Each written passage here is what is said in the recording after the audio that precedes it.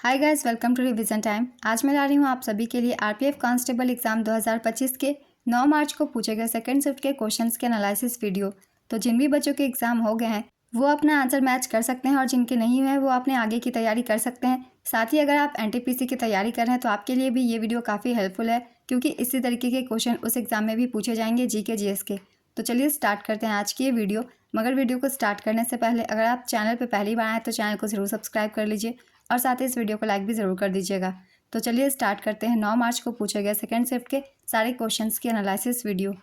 Question number 1, Bharat की प्रथम पंचवर्षीय योजना किस पर आधारित थी? इसका आंसर होगा हेरोडोमर मॉडल पर। पहले भी काफ़ी बार मैंने एक्स्ट्रा फैक्ट्स में बताया हुआ है, भारत की प्रथम पंचवर्षीय योजना हेरोडोमर मॉडल पर आधारित थी। तो चलिए एक बार देख लेते हैं प्रथम पंचवर्षीय योजना से कुछ इंपॉर्टेंट पॉइंट्स। अगर आप इतने पॉइंट्स को ध्यान में रखते हैं तो आपके प्रथम पंचवर्षीय योजना से कोई भी क्वेश्चन मिस नहीं होंगे। प्रथम पंचवर्षीय योजना यूएसएसआर के हेरोडोमर मॉडल पर आधारित थी। कंट्री का नाम याद रखिएगा, यूएसएसआर के हेरोडोमर मॉडल पर यह आधारित थी। प्रथम पंचवर्षीय योजना पंडित जवाहरलाल नेहरू के नेतृत्व में लॉन्च हुई थी। प्रथम पंचवर्षीय योजना की समय अवधि थी 1951 से 1956। इस योजना में सबसे ज़्यादा प्राथमिकता कृषि को दी गई थी। प्रथम पंचवर्षीय योजना के तहत बड़ी बड़ी सिंचाई योजना को प्रारंभ किया गया, जैसे कि व्यास योजना, दामोदर योजना, नदी घाटी योजना आदि। प्रथम पंचवर्षीय योजना में भाखड़ा नांगल बांध के लिए भारी आवंटन किया गया था। प्रथम पंचवर्षीय योजना के अंत में 1956 में 5 भारतीय प्रौद्योगिकी संस्थान स्थापित किए गए थे। पहली पंचवर्षीय योजना के दौरान वार्षिक औसत विकास दर 2.1% के लक्ष्य के मुकाबले 3.61% थी। अर्थव्यवस्था के संतुलन में विकास करना इसका मुख्य उद्देश्य था। इस योजना में राष्ट्रीय आय में 18% की वृद्धि हुई और इसके अलावा प्रति व्यक्ति आय में 11% की वृद्धि हुई। इन सभी डाटा को याद रखिएगा, इनसे भी क्वेश्चन पूछ लिए जाते हैं। अगला क्वेश्चन है, 42वां संविधान संशोधन अधिनियम किस वर्ष पारित किया गया था? इसका आंसर है 1976 में। तो काफ़ी बार मैंने इससे भी रिलेटेड एक्स्ट्रा फैक्ट्स में बताया हुआ है, ये 1976 में लागू की गई थी। चलिए एक बार फिर से रिवीजन कर लेंगे 42वें संविधान संशोधन से संबंधित सारे पॉइंट्स। ये सभी पॉइंट्स बहुत ही इंपॉर्टेंट है, इन एक एक पॉइंट से भी क्वेश्चन बनते हैं, इसलिए सभी को ध्यान से सुनिएगा। 42वें संवैधानिक संशोधन अधिनियम 1976 द्वारा भारतीय संविधान में मौलिक कर्तव्यों को जोड़ा गया था। 42वें संविधान संशोधन द्वारा भारतीय संविधान में भाग 4A और अनुच्छेद 51A को जोड़ा गया। स्वर्ण सेन समिति की सिफारिश पर मौलिक कर्तव्यों को भारतीय संविधान में जोड़ा गया था। भारत के संविधान में मौलिक कर्तव्यों का उल्लेख अनुच्छेद 51A में किया गया है।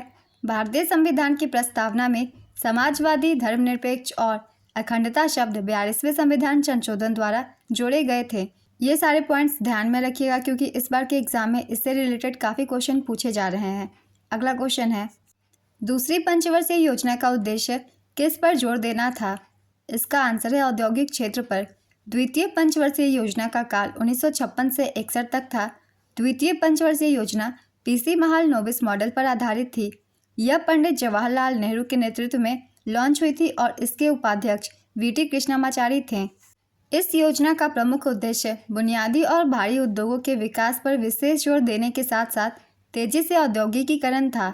योजना का आकार 4,800 करोड़ रुपए का था। इस योजना में जीडीपी का वार्षिक लक्ष्य 4.5% था, लेकिन इसकी कमी हुई और विकास दर 4.1% ही रही। द्वितीय पंचवर्षीय योजना के दौरान 1957 में परमाणु ऊर्जा आयोग बनाया गया था, जिसका नेतृत्व पहली बार होमी जहांगीर भाभा ने किया था। द्वितीय पंचवर्षीय योजना में राउरकेला उड़ीसा, भिलाई छत्तीसगढ़ व दुर्गापुर पश्चिम बंगाल इस्पात संयंत्रों की स्थापना हुई।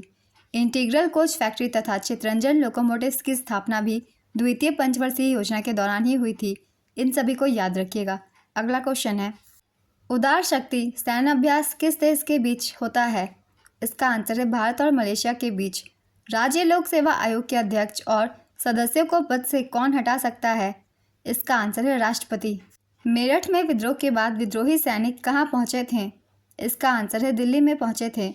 मेरठ में विद्रोह होने के बाद विद्रोही सैनिक दिल्ली पहुँचे और वहाँ उन्होंने मुगल सम्राट बहादुर शाह जफर को हिंदुस्तान का बादशाह घोषित किया।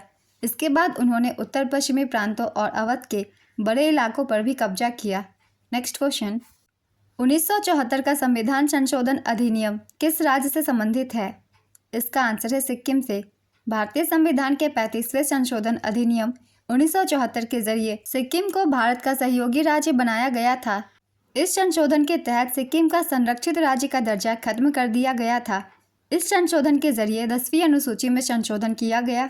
इस संशोधन के जरिए अनुच्छेद 2 का जोड़ा गया और अनुच्छेद 80 और 81 में संशोधन किए गए। इस संशोधन के जरिए सिक्किम में राजतंत्र खत्म कर लोकतांत्रिक सरकार की स्थापना की गई। नेक्स्ट क्वेश्चन, कांसे की नर्तकी की मूर्ति कहाँ से मिली है? इसका आंसर है मोहनजोदड़ो से। हिमाचल प्रदेश में कौन सी जनजाति पाई जाती है? इसका आंसर होगा किन्नौर, गुज्जर, लाहौली, गद्दी, स्वांगला, पंगवाल, खम्पा, लांबा, बकरायल। ये सभी जनजातियाँ हिमाचल प्रदेश में पाई जाती हैं। इनमें से कोई भी एक ऑप्शन में हो आप उसे टिक कर सकते हैं।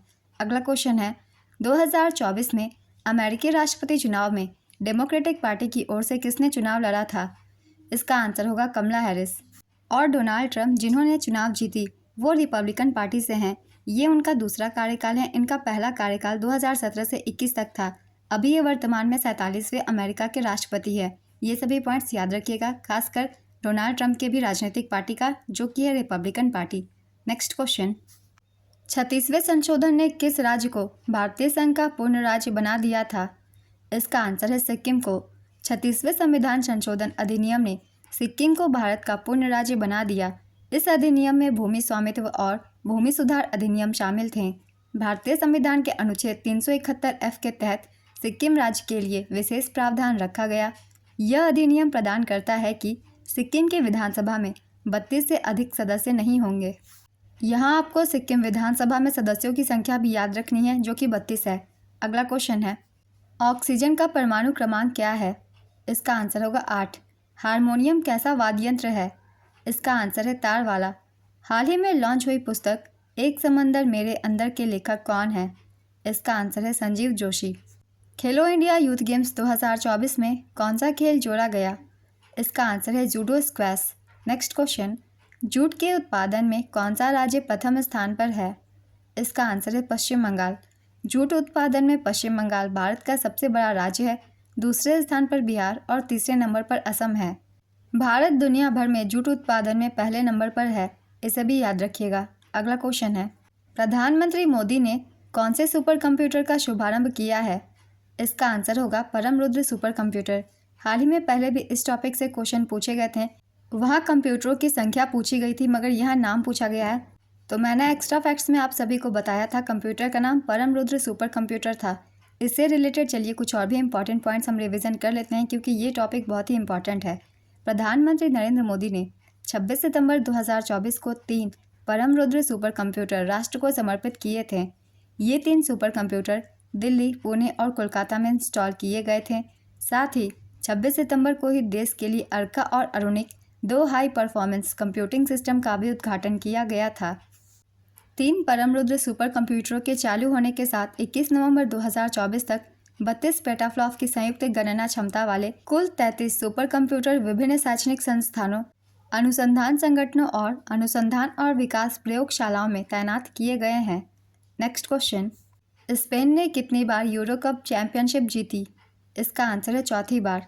सिरिवेनेला सीताराम शास्त्री को 2019 में पद्मश्री से सम्मानित किया गया था। किस राज्य से ये संबंधित हैं?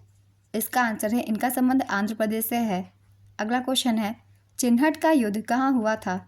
इसका आंसर है उत्तर प्रदेश के लखनऊ जिले के इस्माइलगंज में।